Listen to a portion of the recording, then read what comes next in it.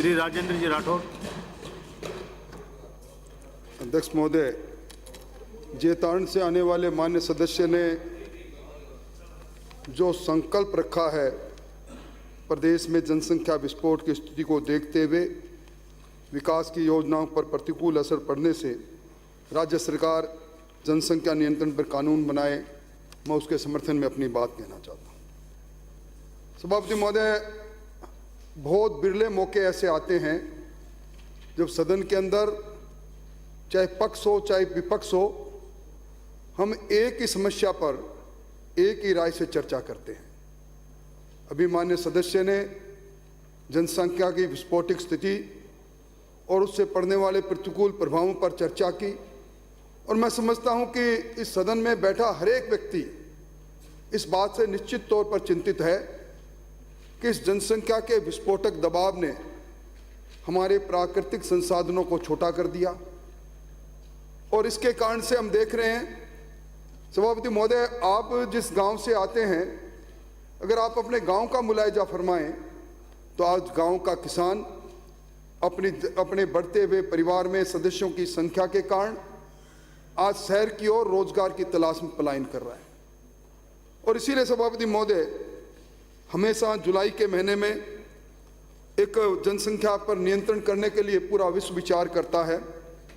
और सभापति महोदय, इसी 6 नवंबर को मिस्र के अंदर 27वां संयुक्त राष्ट्रीय जलवायु सम्मेलन मिस्र में हुआ, जिसको COP27 के नाम से जाना जाता है। उस COP27 के अंदर दुनिया के देशों ने इस बात की चिंता की कि हमारा पर्यावरण, हमारा वातावरण, हमारा प्रदूषण, बढ़ता हुआ प्रदूषण, ग्रीन के गैसों का बढ़ता हुआ उत्सर्जन और वायु प्रदूषण से लेकर जल प्रदूषण, और उसके कारण से हमारा परिवर्तित होता हुआ इकोलॉजिकल सिस्टम, हमारे घटते हुए वन, इन सब के कारण से आज पूरी दुनिया के लोग सम्मेलन करके इस बात की चिंता करते हैं। और सब के बीच में COP27 के अंदर जिस बात को की चर्चा की गई, वो इस बात की चर्चा की गई सभापति महोदय कि इसकी जड़ में कोई बात है तो दुनिया पर बढ़ता हुआ जनसंख्या का दबाव।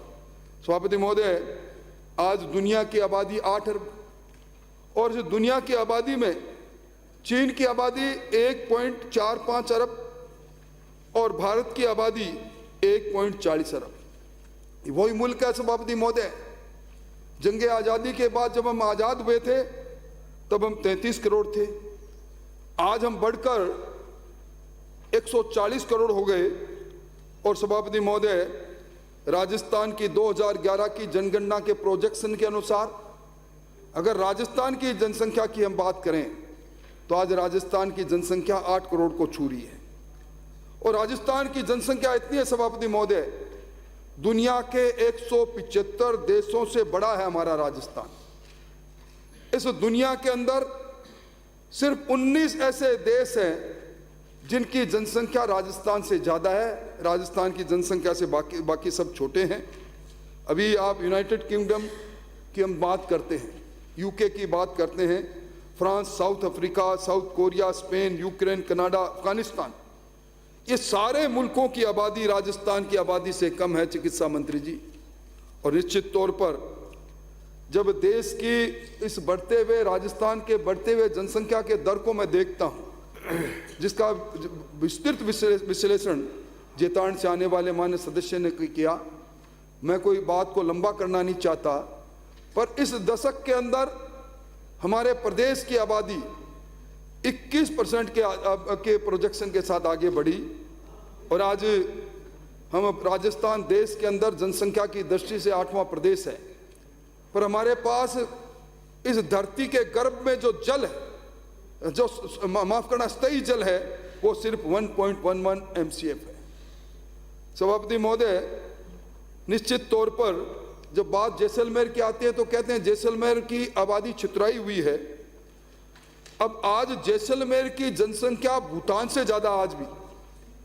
और अभी संयुक्त राष्ट्र संघ की जनसंख्या संभावनाएं 2022 की जो रिपोर्ट आई, उस रिपोर्ट में कहा, यूएनओ की रिपोर्ट, उन्होंने कहा 2023 के अंदर हिंदुस्तान चीन की जनसंख्या से बड़ा देश हो जाएगा। और आज जिसका जिक्र अभी माननीय सदस्य ने कहा, सभापति महोदय, इस दुनिया की 18% से ज़्यादा आबादी इस देश में बसती है और हम जिस भूभाग में रहते हैं वो है 2.4। और इन सब की दृष्टि ऐसा नहीं, हमारे संविधान निर्माता से लेकर जब पहली पंचवर्षीय योजना हमारी बन रही थी 1951 से 1956 में, उस समय तत्कालीन प्रधानमंत्री पंडित जवाहरलाल नेहरू ने जो सबसे बड़ी चिंता व्यक्त की थी, उन्होंने कहा था जनसंख्या की वृद्धि, सीमित संसाधनों पर पड़ते दबाव को देखते हुए परिवार नियंत्रण तथा जनसंख्या नियंत्रण की गंभीर आवश्यकता है, इस पर विचार करना चाहिए। जन्म दर को कम कर हमारी अर्थव्यवस्था को आगे बढ़ाने में सबसे बड़ा काम जन्म दर को कम करना है। सभापति महोदय, अभी जिस COP27 की मैंने बात की, अभी COP28 हो रहा है, ये UAE में हो रहा है।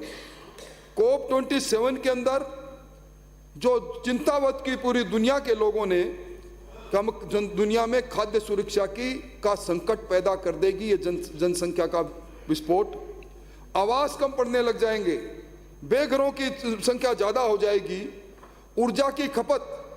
सभापति महोदय, आपने देखा होगा राजस्थान के अंदर पहले कभी हमने नहीं देखा, राजस्थान के अंदर आज 23,809 मेगावाट के साथ हम सरप्लस स्टेट, और उसके बाद भी अंधेरे में डूबा राजस्थान, क्योंकि राजस्थान के अंदर हम लगातार देखते हैं परिवारों को टूटते परिवार में घरों की संख्या बढ़ती जा रही है। राजस्थान के अंदर आज जो पलायन है शहरीकरण के कारण से, आप अगर देखेंगे राजस्थान में हर साल सभापति महोदय 33% की रफ्तार से शहर बढ़ रहे हैं, 33% की रफ्तार से। कहां जाएगा हमारा ये शहर? राजस्थान की राजधानी सभापति महोदय चोमू तक पहुंच गई, इधर बस्ती तक पहुंच गई। मैं समझता हूं कि सारी जमीन, जिस जमीन पर हम खेती देखा करते थे, पेड़ देखा करते थे, वहां हम बड़ी बड़ी छोटी मोटी इमारतें या कच्ची बस्तियां देख रहे हैं। और इसीलिए सभापति महोदय, जिस बेरोजगारी की दर का जिक्र CMAI का इन्होंने किया, 28 पॉइंट राजस्थान में, ये चिंता की बात सिर्फ इसलिए नहीं कि किसी का शासन भी हो, शासन चाहे आप करें, शासन चाहे इधर से लोग करें, पर यह जनसंख्या का विस्फोट हम भी नहीं रोक पाए। शासन जब भारतीय जनता पार्टी का था, इसलिए इस प्रकार के मामले के अंदर हम दलगत राजनीति से ऊपर उठकर किस प्रकार हम सारे संकल्पित हो, इसके लिए निश्चित तौर पर विचार करना चाहिए। और आज जिस प्रकार के हालात है, यूएनओ की रिपोर्ट, खाद्य सुरक्षा पोषण की रिपोर्ट, उस रिपोर्ट में कहा कि 2021 के अंदर भारत के अंदर 22.4 करोड़, 22 करोड़ से ज्यादा लोग भरपेट भोजन नहीं कर पा रहे हैं। रिपोर्ट यूएनओ की है। और कुपोषित बच्चों की दृष्टि से राजस्थान पूरे देश के अंदर पहले नंबर पर आ गया। हमारी भूमि कम हो गई, हमारे वन खत्म हो गए, हमारे पहाड़ खोदे गए, हमारा खनिज को हम दोहन कर रहे हैं। और भूजल के लिए तो मैं बात क्या करूं सभापति महोदय, कल जो सवाल आया, कितनी चेतावनी भरा सवाल था। हमने इस सदन के अंदर स्वीकार किया कि हम धरती के गर्भ से 155.2% ज्यादा जल दोहन कर रहे हैं। ये जल कितना नीचे जलदार रसातल में जा रहा है। और निश्चित तौर पर आज सिर्फ 33 जोन हमारे सेफ हो, 238 जोन डार्क जोन हो। और इसी कारण से हम देख रहे हैं नित्य नई महामारी आ रही है। सभापति महोदय, ये जो नॉन कम्युनिकेबल डिजीज है, जो कैंसर है, डायबिटिक है, हाइपरटेंशन है, स्ट्रोक्स है, कार्डिक प्रॉब्लम है, टोटल मृत्यु के अंदर पिछले वर्ष के अंदर जो आंकलन आया था, उसमें 62% इसके कारण से हुई। और एक शोध पत्र ये कहता है कि नॉन कम्युनिकेबल डिजीज और कैंसर ये दूसरे। सभापति महोदय, आप और हम क्या करेंगे? आज जिस प्रकार जहां आप विराजते हैं, उस इलाके के अंदर भी सब्जियां पैदा होती हैं। सब्जियों को रातों रात जनसंख्या बढ़ रही है, मांग बढ़ रही है। हम ज़्यादा से ज़्यादा खाद्यान्न, ज़्यादा से ज़्यादा सब्जियां कैसे पैदा करें? हम पेस्टिसाइड, इंसेक्टिसाइड का इस्तेमाल कर रहे हैं। पेस्टिसाइड, इंसेक्टिसाइड के साथ हम ऐसे चीज़ों का इस्तेमाल कर रहे हैं जो छोटे से इंजेक्शन की ड्रॉप के साथ ही रातों रात बेल बढ़ जाती है, सब्जी ज़्यादा लग जाती है। हम कैंसर को क्रोमियम और लेड होने के कारण कैंसर को आमंत्रित कर रहे हैं। इसलिए मैं निवेदन करना चाहूँगा कि तमाम दुनिया के लोग चिंता करें। क्लाइमेट बदलते हुए पर्यावरण पर पेरिस के अंदर सम्मेलन हुआ, हिंदुस्तान भी सिग्नेटरी था, और बढ़ते हुए तापमान को 1 डिग्री सेल्सियस तक किस प्रकार हम 1 दशक के अंदर उसको रोकें, इस पर चिंता हुई सभापति महोदय। ग्लेशियर पिघल रहे सभापति महोदय। आपने मौसम का बदलता हुआ रूप ये नहीं देखा होगा, इकोसिस्टम सारा बदल गया। शुद्ध ऑक्सीजन के लिए सभापति महोदय, मैं एक 5 सितारा होटल के अंदर किसी मित्र ने मुझे बुलाया, उसने कहा कि ये एक कमरा ऐसा है जिसको ऑक्सीजन चैम्बर कहते हैं।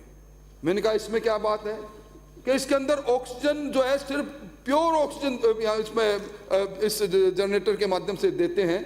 आज दुनिया आज ऑक्सीजन के लिए ऑक्सीजन चैम्बर में जाने लग गई, इससे बड़ा दुर्भाग्य कुछ नहीं हो सकता। इसलिए मैं लंबी बात नहीं कहूँगा, पर मैं आज के दिन पूर्व उपराष्ट्रपति और तत्कालीन मुख्यमंत्री भैरव सिंह जी को जरूर याद करूँगा। सभापति महोदय, वो जब राजस्थानी में अपनी भाषा के अंदर जनसंख्या नियंत्रण की बात करते थे और उदाहरण देते थे उस किसान का, 2 भाइयों में एक भाई के 5 बच्चे, एक भाई के 2 बच्चे, फिर वो बात करते करते खेत की जोत, खेत की उपज, और जिस भाई के कम बच्चे थे उन्होंने उनको अपने बच्चों को डॉक्टर बना दिया, और दूसरे भाई के जिसके ज़्यादा बच्चे थे वो कुली बनकर रेलवे स्टेशन पर आ गए। उन्होंने उस समय 1994-95 में जो कानून बनाया था, जिसकी आलोचना मैं समझता हूं कि निश्चित तौर पर हम अलग अलग दलों के हैं, अलग अलग राजनीतिक विचारधारा के हैं, हमारी बात अलग अलग हो सकती है, पर जो चुनौतियां हमारे सामने हैं सभापति महोदय, इसी उधर जब हम बैठा करते थे तो मैंने जवाब दिया, डार्क जोन के लिए जवाब दिया। मैंने उस वक्त कहा था कि 4 मीटर की रफ्तार से पानी रसातल में जा रहा है, और आज मैं इधर से बोल रहा हूं तो 4 मीटर की जगह 5 मीटर की रफ्तार से पानी रसातल में जा रहा है। उस समय मैंने जवाब दिया था 1.77 ppm फ्लोराइड है हमारे 19 जिलों के पानी में। आज जब मैं यहाँ देखता हूँ 2.4547 ppm है। इस दलों की बात नहीं है, पर कम से कम किसी बात पर हमें सोचना चाहिए। आज इस जनसंख्या के नियंत्रण के लिए आपने कुछ सुझाव दिए, मेरा अंत में एक ही सुझाव है, हम डिसइंसेंटिव की बात नहीं करें। 2 से ज़्यादा बच्चे हो गए, BPL है, गरीब है, उनकी किसी जो उसको मिलती है फैसिलिटीज उसको नहीं, हम इंसेंटिव की बात करें। उस गरीबी के अंदर या उस अमीरी के अंदर जिसके बच्चे कम हैं, उसको हम किस प्रकार इंसेंटिव दे, ताकि एक संदेश चला जाए कि आज राजस्थान के अंदर राजस्थान की सरकार ने जनसंख्या के नियंत्रण के लिए सकारात्मक दृष्टि से परिवार को नियंत्रित रखने वाले छोटे परिवार के लोगों को आगे बढ़ाने की दृष्टि से इंसेंटिव दिए हैं, और उनके जीवन में उनको खाद्यान्न के अंदर विशेष सब्सिडी मिलेगी, उनको विशेष सुविधाएं मिलेगी, बिजली के बिलों में मिलेगी। इस प्रकार की बातें हम करेंगे तो निश्चित तौर पर इसकी बात होगी।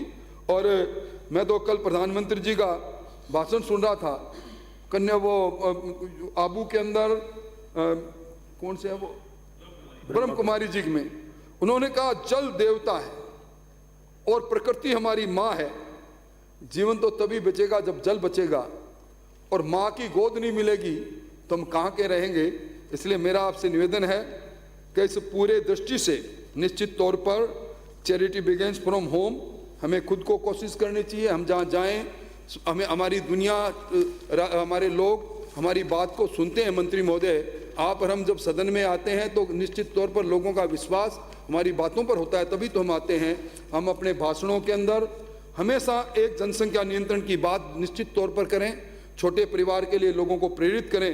और आज का जो समय आ गया, निश्चित तौर पर इस प्रकार का कानून जब सरकार लेकर आए, कोई पक्ष नहीं, कोई प्रतिपक्ष नहीं, सब मिलकर कहें कि जनसंख्या का भयावह विस्फोट हमारे सारे विकास को लील कर रहा है, हमारे प्राकृतिक संसाधनों को खा रहा है, हमारे भूगर्भ में धंसते हुए जल का कारण यही है। हम शुद्ध वायु हमें नहीं मिलेगी, हमारे वन खत्म हो गए। इसलिए इस प्रकार के कानून की आज आवश्यकता है। मैं इनके संकल्प का समर्थन करता हूँ।